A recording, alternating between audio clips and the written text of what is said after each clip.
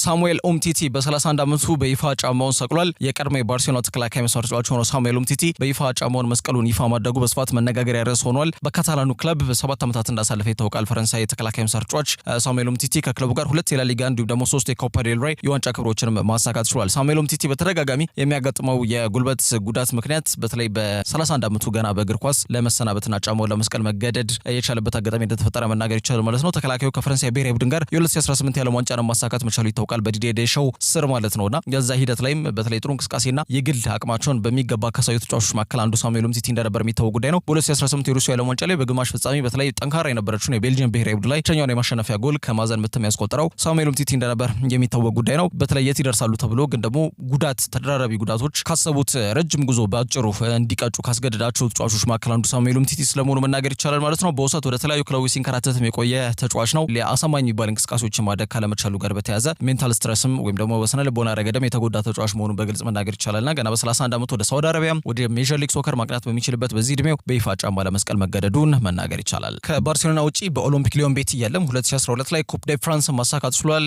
ከዛ በተጨማሪ ትሮፊስ ዴ ሻምፒየንስንም እንዲሁ ከኦሎምፒክ ሊዮን ጋር ማሳካት የቻለባቸው አጋጣሚዎች እንዳሉ መናገር ይቻላል። የኦሎምፒክ ሊዮን በነገራችን ላይ አካዳሚ ፍሬ ውጤት ነው። ልክ እንደ አሌክሳንደር ላካዜት ያላቸው ቀረቤት ይታወቃል በጓደኝነት ማለት ነው። በዋናነት ላካዜት ወደ አርሰናል አቀና። ተጫዋቹ ደግሞ 2018 የዓለም ዋንጫን ሀገሩ ፈረንሳይ ጋር ካሳካ በኋላ ማለት ነው ወደ ባርሴሎና በከፍተኛ ሂሳብ ወደ 38 ሚሊዮን ፓውንድ ወጪ ተደርጎበት ነበረ ወደ ባርሴሎና ያቀናው ማለት ነው። በዋናነት ኡምቲቲ ከጊዜ ወደ ጊዜ በትልቁ ሊነሳ የሚችለው ጉዳይ ጉልበቱ ላይ የሚያጋጥመው የጅማት መላቀቅ ነውና በተለይ በአንድ ጊዜም የቀዶ ጥገና በተደጋጋሚ ማድረግ እንዳለበት ሲነገሩ እንኳን ከእግር ኳስ ራሱ ላለማግለልና ተጨማሪ ይሄ አልጋ ላይ የአልጋ ታማሚ ላለመሆን ወይም ደግሞ በዋናነት ቀዶ ጥገና ማድረግ ባለመፈለጉ ምክንያት ከነህመሙ ቢሆን ጨዋታ ለማድረግ የተገደደበት አጋጣሚዎች ተፈጥሮ እንደነበር ይነገራል።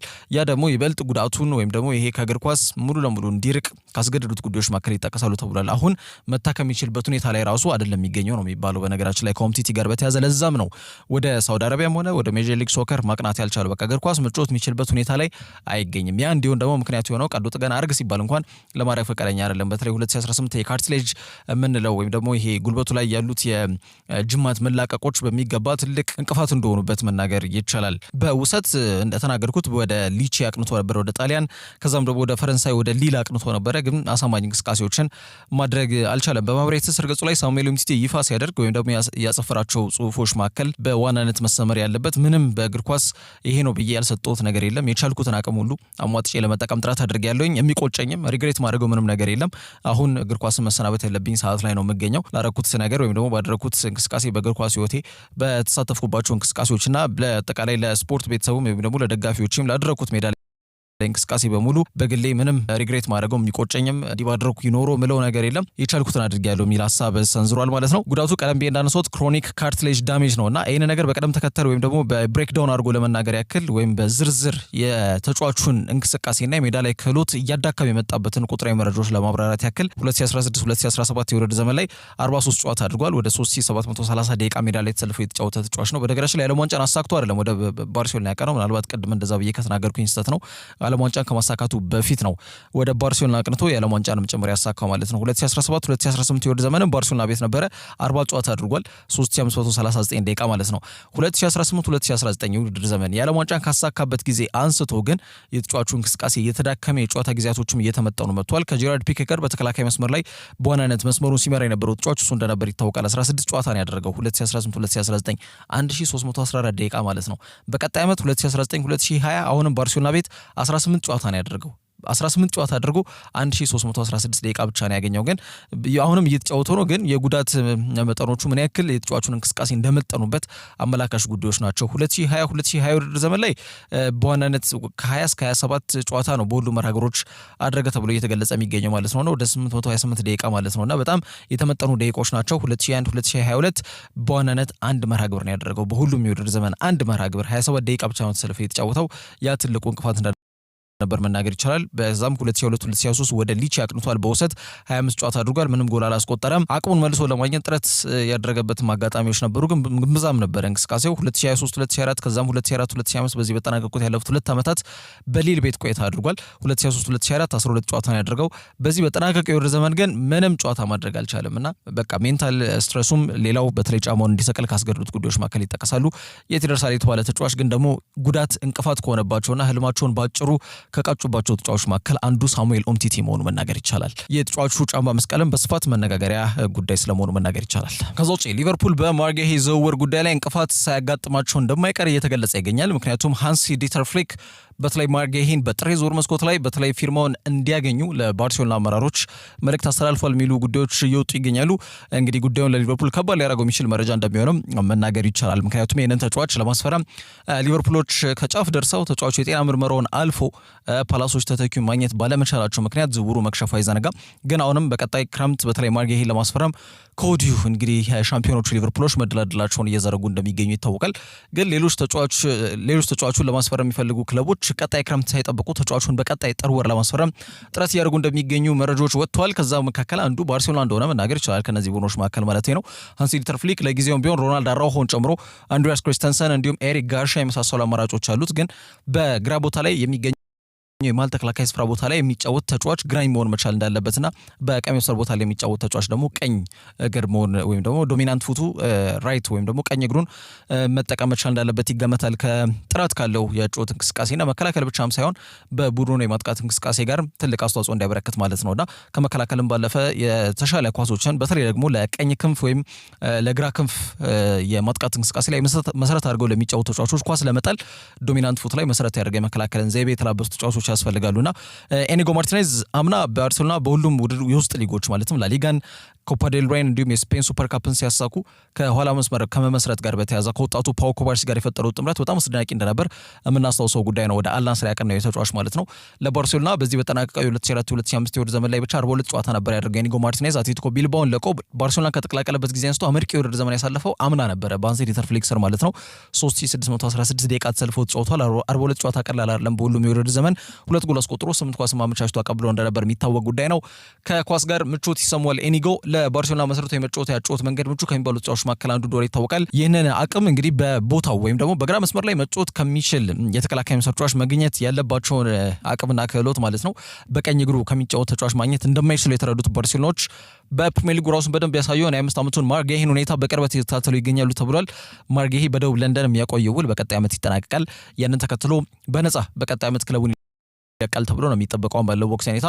አስቀድሞ ግን ሊቨርፑሎች ተጫዋቹን በቀጣይ ጥር ወር የዝውውር መስኮት ላይ ማለት ነው ስብስባቸው እንዲቀላቀል ሊያደርጉ እንደሚችሉ የሚጠቁሙ መረጃዎች ቢወጡም አሁን ግን ለተጫዋቹ በመጪው ጥር ወር ላይ ገንዘብ እንደማይወጡና በቀጣይ ዓመት ልክ እንግዲህ ክረምት የዝውውር መስኮት ሲከፈት ማለት ነው በነፃ ጌሂን ለማስፈረም መወሰናቸው መገለጹ አይዘነጋም። ይሄ ሌሎች ተጫዋቾች ወይም ደግሞ ሌሎች ቡድኖች በዋናነት በጥር የዝውውር መስኮት ላይ ተጫዋቹን ማስፈረም ለሚፈልጉ ቡድኖች በር የሚከፍት አጋጣሚ እንደሚሆን ይገመታል። የብሉግራኖቹ ፍላጎት እንዳለ ሆኖ ሌሎች ክለቦች ማለትም ባየር ሙኒክ እንዲሁም ጁቬንቱስ እንዲሁም ሌሎች ስማቸው ያልተጠቀሱ 2 ክለቦችም ሊቨርፑልን በመፎካከርና ልክ እንደ ሊቨርፑል በቀጣይ ክረምት ሳይጠብቁ ተጫዋቹን በጥር ወር የማስፈረም ፍላጎትን አንግበው ለፓላስ የዝውውር ጥያቄ ሊያቀርቡም እንደሚችሉም እየተገለጸ ነው የሚገኘው። የደቡብ ለንደኑ ክለብ ክሪስታል ፓላስ በልዩነት የክለቡ ኮኦነርና ቼርማን ወይም የክለቡ የከፊል ድርሻ ባለቤትና ስራ አስኪያጅ የሆነው ስቲቭ ፔሪሽ ተጫዋቹን በቀጣይ ክረምት በነፃ ከማጣት የትኛውንም ክለብ ጥር የሚያቀርቡት የዝውውር ጥያቄ ካለ ለመቀበል ዝግጁ እንደሚሆን ይገመታል። ቢዝነስ ሰው ነው። በጥር ወር ገንዘብ ከቀረበለት በክረምት ተጫዋቹን በነፃ ከሚለቅ ትንሽዬም ቢሆን ገንዘብ ቢያገኝበት ይመርጣልና በጥር የዝውውር መስኮት ላይ ተጫዋቹን ለማስፈረም የሚቀርቡ ገንዘብ አዘል የዝውውር ጥያቄዎችን ለመቀበል ዝግጁ ነው። ማርጌሂ ቃሉን ጠብቆ በቀጣይ ዓመት ወደ ሊቨርፑል ለማቅናት እና ይህንን የውድድር ዘመን በአጠቃላይ በሴለርስ ፓርክ ቆይታ ያደርጋል ወይስ ደግሞ በመጪው ጥር ወር አዲስ ክለብ ይቀላቀላል የሚለው ጉዳይ በቀጣይ የሚጠበቅ ነው የሚሆነው። ባርሴሎናዎች ግን በዋናነት በሃንሲ ዲተር ፍሊክ ቀጭን ትዕዛዝ ምክንያት ማለት ነው በጥር የዝውውር መስኮት ቀዳሚ ዓላማቸው ማርጌሂን ማስፈረም ስለመሆኑ እየተገለጸ ይገኛል። ከዛ ውጪ የፓሪስ ሴን ጀርሜው የተከላካይ መስመር ተጫዋች ሉካስ ቤራልዶ ከፍተኛ ጉዳት ከማስተናገድ መትረፉን ክለቡ አሳውቀዋል። እንግዲህ 21 ዓመቱ ላይ ይገኛል። ብራዚል የግራ መስመር የማል ተከላካይ ስፍራ ተጫዋች ሆነው ሉካስ ቤራልዶ በፈረንሳይ ሊግ አራተኛው ሳምንት ፓሪስ ሴን ጀርሜን ሌንስን በጠባ ውጤት 2-0 በሆነ ውጤት በረቱበት የፈረንሳይ ሊግ መርሃ ግብር ላይ የቁርጭምጭሚት ጉዳት አጋጥሞት ከሜዳ ተቀይሮ ለመውጣት መገደዱ አይዘነጋም። ታዲያ ምርመራውን ካከናወነ በኋላ የተፈራው የጅማት መላቀቅ ወይም ይሄ መላላት ምንድነው አይነት ጉዳት እንዳላጋጠመው ላፓሪዥያን በፊት ገጹ ይዞት የወጣው መረጃ ያመላክታል። ሉካስ ቤራልዶ በዋናነት በተለይ በቋሚነት በሁሉንም ጨዋታዎች የሚሰለፍ አይነት ተጫዋች አይደለም። በሮቴሽን ግን በተለዋጭ አሰልጣኝ ሚና እንዲሁም ደግሞ መመሪያዎችን እየተከተለ ተሰልፎ የሚጫወትባቸው አጋጣሚዎች እንዳሉ ይታወቃል። በክለቦች የዓለም ዋንጫ ላይ ዊሊያም ፓቾ ባልተሰለፈበት የፍጻሜ መርሃ ግብር ላይ በትልቁ ተጋላጭ የነበረው ተጫዋች ሉካስ ቤራልዶ እንደነበር ይታወቃል፣ ከቼልሲ ጋር በተደረገው የፍጻሜ ጨዋታ ላይ ማለት ነው። ያንን ተከትሎም በነገራችን ላይ ፓሪስ ሴን ጀርሜን ተጫዋቹን በውሰትም ቢሆን ክለባቸው እንዲለቅ ለማድረግ ጥረት አድርገው እንደነበር ይታወቃል፣ በዝውውር መስኮቱ ላይ ማለት ነው። ግን ተጫዋቹ ጸንቶ እንደምንም በፓሪስ ሴን ጀርሜን ቆይታ አድርጓል ማለት ነው። አሁንም ለጥቂት ሳምንታት ግን ተጫዋቹ በተለይ ካጋጠመው ጉዳት ጋር በተያያዘ የቁርጭምጭሚት ጉዳት እንደሆነ መጠን ማለት ነው ቢያንስ ከ3 እስከ 4 ሳምንት ድረስ ከሜዳ እንደሚርቅ የፈረንሳዩ ተነባቢ ጋዜጣ ላፓሪዣን ይዞት ወጣው መረጃ ያመላክታል። ከዛ ውጪ የማንቸስተር ዩናይትድ የቦርድ አመራርና ኃላፊዎች አሁንም በትዕግስት ከአሰልጣኝ ሩበን አሞሪም ጋር እንደሚቆዩ ተረጋግጧል። ወይም ደግሞ አሰልጣኝ ሩበን አሞሪምን የማሰናበት እቅዱ ለጊዜው እንደሌላቸው ተገልጿል። ማንቸስተር ዩናይትድ እግር ኳስ ክለብ ዓለም አቀፍ ብራንድ የሆነ ክለብ ነው። በርካታ ተከታዮች፣ በርካታ ደጋፊዎች በዓለም አቀፍ ደረጃ ላይ ያፈራ ታላቅ ክለብ ከመሆኑ ጋር በተያያዘ በየሳምንቱ ይህ ቡድን ሲያሸንፍ፣ በየሳምንቱ ሲሸነፍ፣ በየሳምንቱ አቻ ሲወጣ በዋናነት ትልቅ መነጋገሪያ ርዕስ ይሰጠዋል ከወትሮ በተለየ መንገድ ማለት ነው። ቀደም ብዬ እንዳነሳሁት ዓለም አቀፍ ብራንድ የሆነ ቡድን ከመሆኑ ጋር በተያያዘ ማለት ነውና ሩበን አሞሪም ባሳለፍነው ዓመት ህዳር ወር ላይ ቡድኑ እንደተረከበ ይታወቃል። በራሱ ያጫወት መንገድ ቡድኑ እንዲቀኝና ውጤታማ እንዲሆን ለማድረግ ከፍተኛ ጥረት እያደረገ ቢገኝም እንቅስቃሴው ግን የሚያውቀውን የአሸናፊነት መንገድ ተጫዋቾቹ ላይ ማስረጽና ውጤቶችን ማስመዝገብ ከፍተኛ በሆነ መልኩ እየተቸገረ የሚገኝበት ጉዳይ ግን ሆኗል። ወይም ደግሞ ከመሆኑ ወደኋላ ማለት ግን አልቻለም። አምና በክለቡ ያለፉትን 54 ዓመታት አስከፊውን ደረጃ በመያዝ 15 ደረጃን ይዞ የውድድር ዘመኑ እንዳጠናቀቀ ይታወቃል። በሩበን አሞሪም ስር በአስከፊነቱ ከታደሱ ታሪኮች መካከል አንዱ ነው። ዩናይትድ እርግጥ ወደ ታችኛው ሊግም ወርዶ የሚያክለብ ነው፣ ግን በክለቡ ያለፉት 54 ዓመታት ታሪክ ውስጥ እንደዚህ ዝቅተኛ ደረጃን ይዞ አጠናቆ ያቅም ነበር። ያጠናቀቀው በሩበን አሞሪም ስር ነው ተብሎ በታሪክ መዝገብ ላይ በመጥፎነቱ ይመዘገባል። ዘንድሮ ደግሞ ይሄ የውድድር ዘመን ከተጀመረ እንግዲህ አንድ ወር ሆኖታል። ባደረጓቸው 4 ጨዋታዎች አንዱን ብቻ ነው ያሸነፉት፣ በሁለቱ ተሸንፏል። ከፉላም ጋር ያደረጉትን ጨዋታ ደግሞ ነጥብ ተጋድተው በ4 ነጥብ በመያዝ 14 ደረጃ ላይ ተቀምጠው እንደሚገኙ ይታወቃል። ይህም በክለቡ ያለፉት 30 ዓመታት አስከፊው ጅማሬ የሚል ስም እንዲሰጠው ምክንያት ሆኗል። እንግዲህ ፖርቹጋል አሰልጣኝ ሩበን አሞሪም ብዙዎች የቤት ስራውን ሰርቶ ነው የሚመጣው። ተጫዋቾቹ ግን ታክቲኩን ለመረዳት የሚያስችል በቂ ክህሎት የሌላቸው ተጫዋቾች መሆናቸው የውጤት እጦቱ መንስኤ እንደሆነ ይናገራሉ።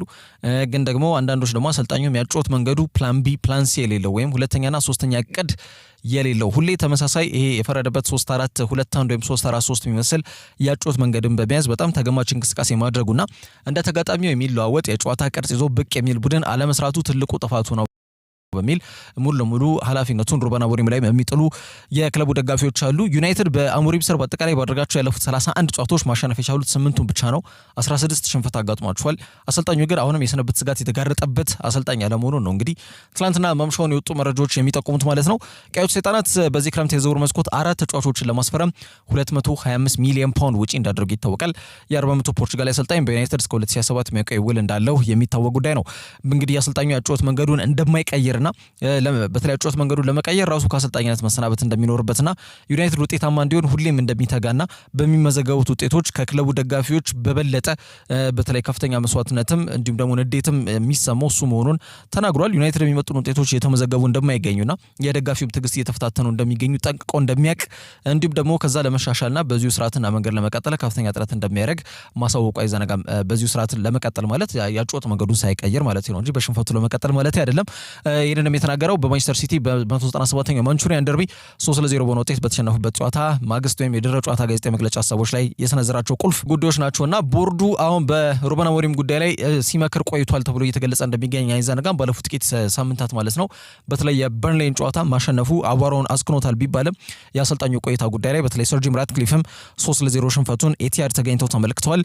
በትልቁ በተለይ ቦርዱ አሁንም ቢሆን ከሩበን አሞሪም ጋር ስቲክ አድርገው ወይም ደግሞ ከአሰልጣኙ ጋር በትዕግስት ጸንተው ቆዩና አሰልጣኙን የማሰናበት በምንም አይነት እቅድ እንደሌላቸው ተገልጿል ማለት ነው። በመጪዎቹ በሚደረጉት 3-4-5 ጨዋታዎች ላይ ግን ውጤት እጦቶ የሚቀጥል ከሆነ ግን መጠነኛ በሆነ መልኩ ወንበሩ መነቃነቁ እንደማይቀር እየተገለጸ ይገኛል። እንግዲህ ማንቸስተር ዩናይትድ በቀጣይ በፕሪሚየር ሊግ የፊታችን ቅዳሜ በ5ኛው ሳምንት ሲመለስ በሜዳቸው ኦልድ ትራፎርድ የምዕራብ ለንደኑ ክለብ ቼልሲን የሚጋብዙበት ጨዋታ ከወዲሁ ይጠበቃል።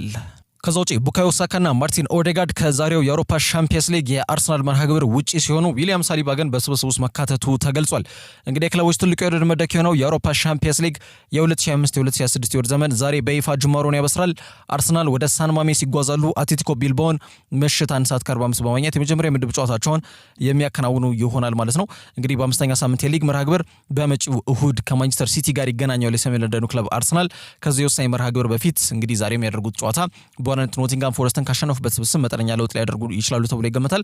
ከ10 ዓመት በኋላ በሻምፒየንስ ሊግ የመሳተፍ ዕድልን ያገኘው አትሌቲኮ ቢልባኦ ከአርሰናል ጋር ቢነጥብ ጨዋታ ሲያደርግ ይሄም ለመጀመሪያ ጊዜ አድርጓል። የቀድሞ ባርሴሎና አሰልጣኝ ኤርኔስቶ ቫልቬርዴ የሚመራው አትሌቲኮ ቢልባኦ 57000 ተመልካቾችን መያዝ በሚችለው ሳን ማሜስ ስታዲየም የሚያደርጉት ጨዋታ ለመድፈኞቹ መጠነኛ ፈተና ይዘው ብቅ ሊሉ እንደሚችሉም ይገመታል። እንግዲህ ሚኬል አርቴታ ከተወለደበት ከተማ ሳን ሰባስቲያን 100 ኪሎ ሜትር ርቀት ላይ የሚገኘውን የባስኮን ክለብ ጋር የሚያደርጉት ጨዋታ ዛሬ የሚከናወን ይሆናል ማለት ነው። ታዲያ ስብስብ ውስጥ ከወዲሁ በቡድኑ የማጥቃት እንቅስቃሴ ዋና ዳጊ ፈጣሪው ተጫዋች ቡካዮ ሳካን ጨምሮ የቡድኑ የኋላ ደጃን ዊሊያም ሳሊባ እንዲሁም ማርቲን ኦዴጋርድ በተለያዩ ጊዜያቶች ላይ ጉዳት እንዳጋጠማቸው የሚታወቅ ጉዳይ ነው።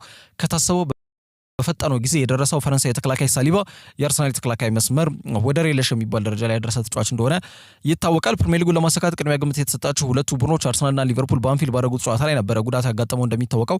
ያን ተከትሎ በዲዲዬ ዴሾ አማካኝነትም ለፈረንሳይ ብሔራዊ ቡድን የዓለም ዋንጫ ማጣሪያ ጨዋታዎች ጥሪ ቢቀርብለትም ጉዳቱ ግን እንቅፋት ሆኖበት ሀገሩን ስብስብ ሳይቀላቀል መቅረቱ አይዘነጋም። የአርሰናል ሕክምና ክፍል አባላት ሳሊባ ከ3 ከ4 ሳምንት ከሜዳ ይርቃል ቢሉም በሁለት ሳምንቱ ተጫዋቹ መመለሱን መናገር ይቻላል ማለት ነው። እንዲሁም ኖቲንጋም ፎረስትን 3-0 በሆነ ውጤት ባሸነፉበት ባሳለፍነው የቅዳሜ መርሃ ግብር ላይ ጨዋታ ለማከናወን ዝግጁ ቢሆንም ለጥንቃቄ ሲባል ሚኬል አርቴታ ከጨዋታ ውጭ እንዲሆን ማድረጉ አይዘነጋም።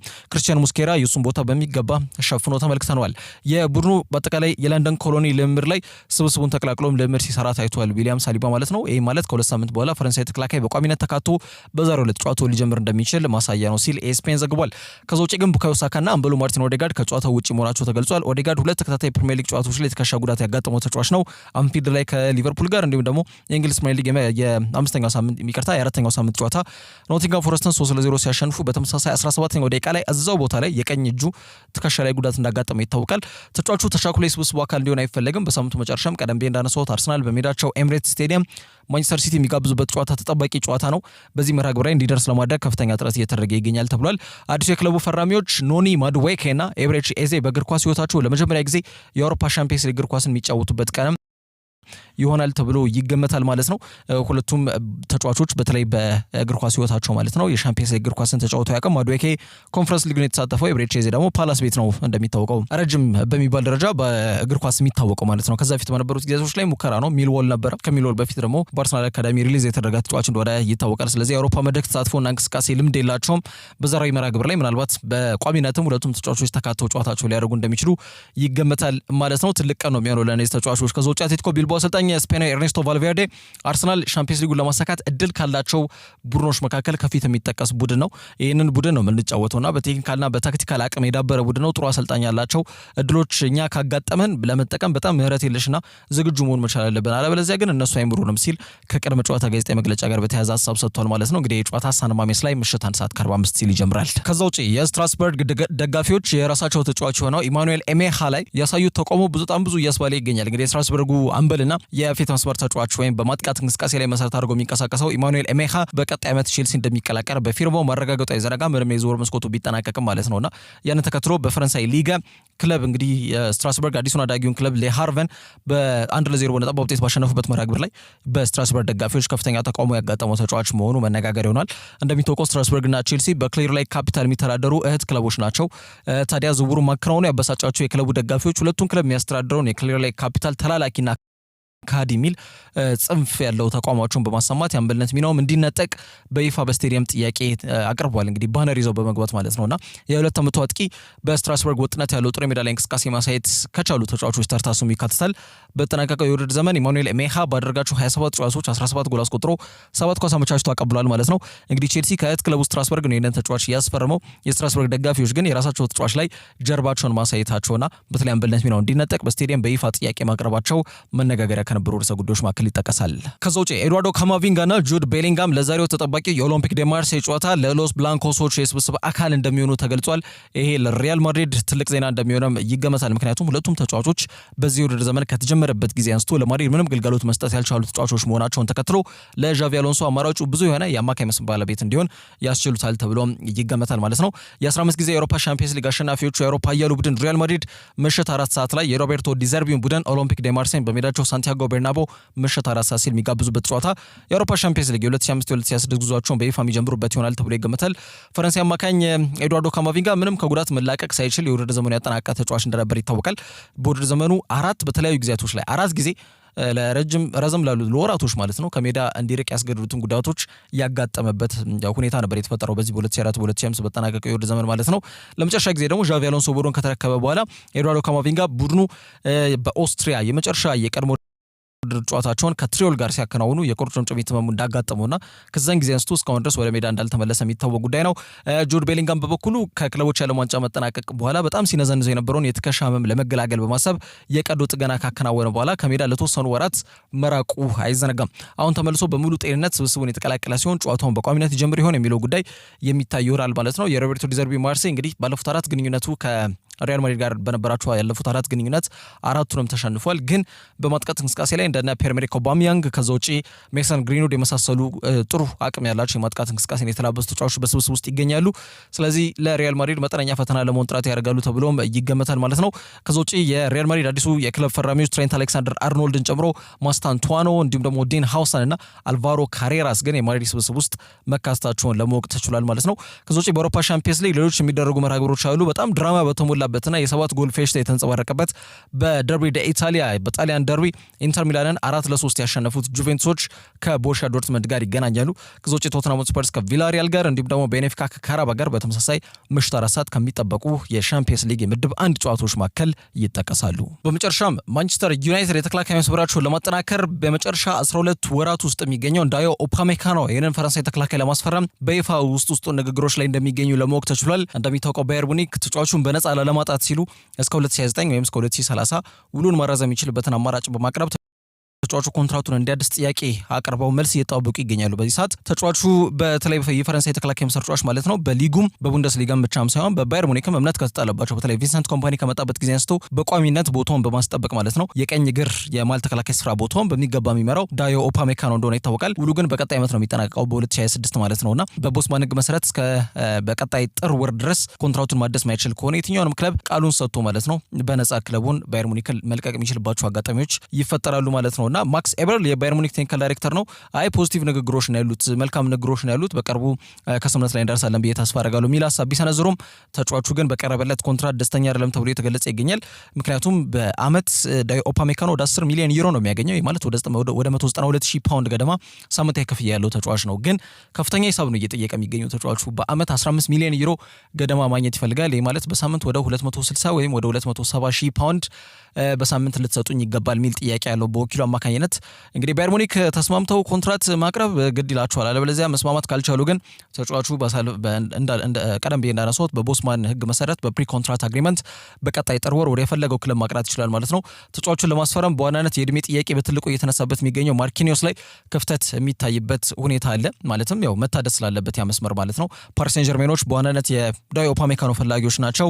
ከዛ ውጭ ሪያል ማድሪድም መጠነኛ በሆነ መልኩ የተጫዋቹን እንቅስቃሴ የተከታተሉ ይገኛሉ። ግን ያው ሙሉ ለሙሉ ትኩረታቸው ኢብራሂማ ኮናቴ ላይ ስለሆነ በዋናነት ይህን ተጫዋች ያስፈርማሉ ተብሎ አይገመትም። ማድሪድ ያው ነፃ ተጫዋች እስከመጣ ድረስ ስብስባቸውን እንዲቀላቀል ለማድረግ ሁሌም ዝግጁ ይሆናሉ ተብሎ ይገመታል። ትሬንትን በነፃ ነው ያስፈረሙት። ትሬንት አሌክሳንደር አርኖልድን ከሊቨርፑል፣ ኪሊያን ምባፔንም በነፃ ነው ያስፈረሙት እንደሚታወቀው ከፓሪስ ሴን ጀርሜን።